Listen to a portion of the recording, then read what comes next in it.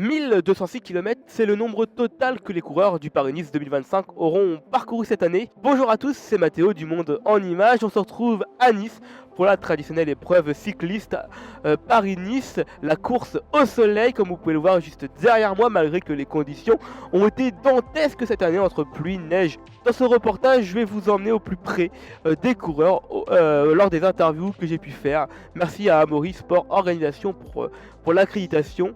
Et puis j'espère que ce reportage va vous plaire. Allez, salut. Dimanche 16 mars 2025, à Nice, le soleil brille sur la promenade des Anglais. La ville est en fête pour cette 83e édition.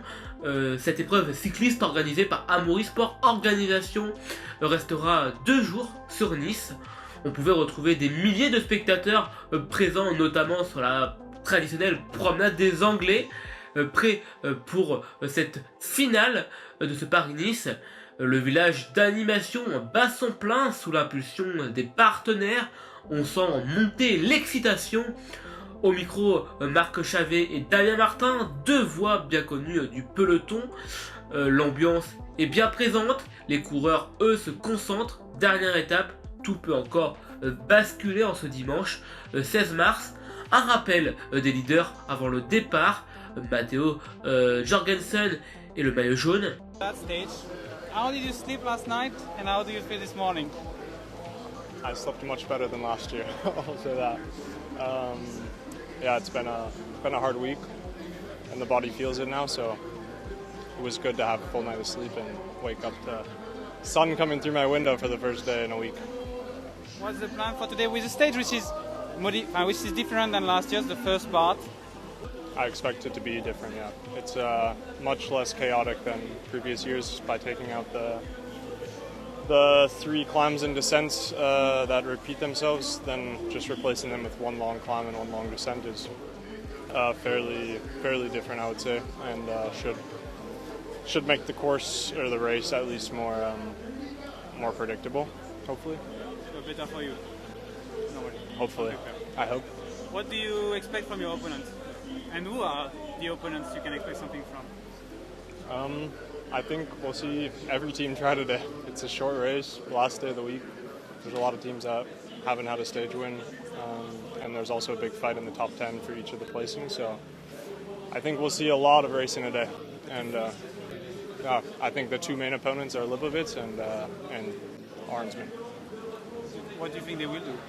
They're launching the attacks really early in the first climb or waiting for the last climb?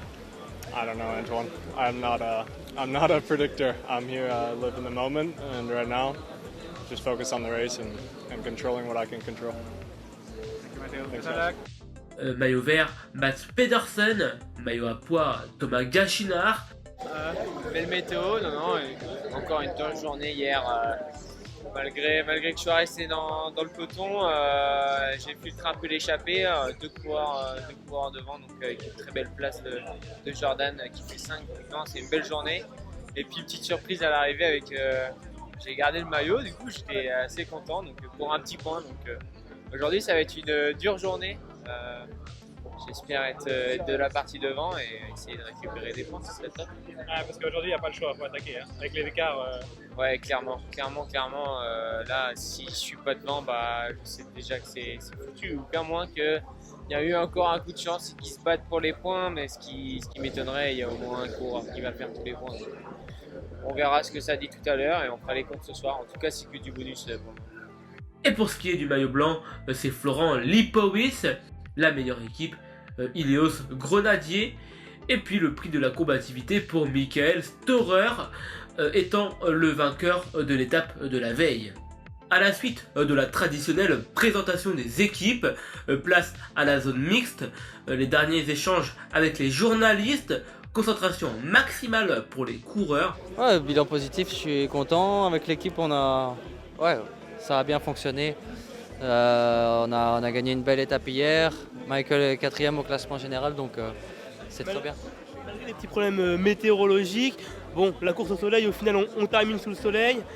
Comment va s'annoncer cette étape? Ouais, le soleil aujourd'hui, il fait vraiment plaisir. C'était difficile avec la météo, mais ça fait partie de la course, donc voilà.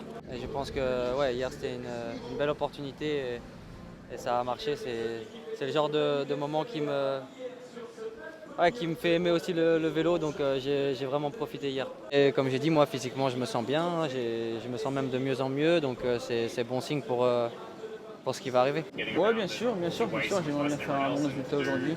Après, on verra si les gens me le permettent, on verra bien. Je considère que c'est toi qui as commis une faute hier, Lenny. Roman le sous-entendait un petit peu hier à l'arrivée. Ah oui, bien sûr, non, mais c'est moi qui n'étais pas placé, c'est même moi qui ai pété de la roue de mon équipier, qui ai créé une autre bordure derrière, donc j'étais complètement pas bien du tout, ouais, donc c'est de ma faute, bien sûr. Tu as tout de suite compris que c'était fini pour le général. Ouais, bien sûr. Après, voilà, j'aurais peut-être pu faire un bon résultat au général, c'est tant pis, mais après, voilà, je suis très content d'avoir une victoire d'étape et voilà, c'est pas la fin du monde non plus. Ça me fait sauter que ce que vous aviez dans les grandes lignes hier soir.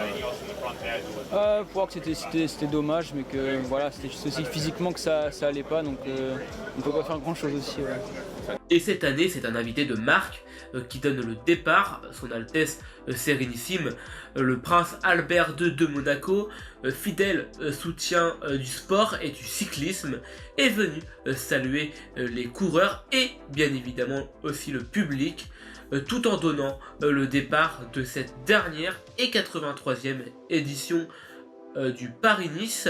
Et sur la fameuse promenade des Anglais, après une ultime bataille, c'est Magnus Sheffield qui s'impose en solitaire. Un final éclatant sur le podium de cette édition 2025. On retrouvera Matteo Jorgensen en maillot jaune, Mats Pedersen en maillot vert, Thomas Gachinard en maillot à pois, Florent Lipowitz en maillot blanc et l'équipe Ineos Grenadier, meilleure formation de ce Paris-Nice.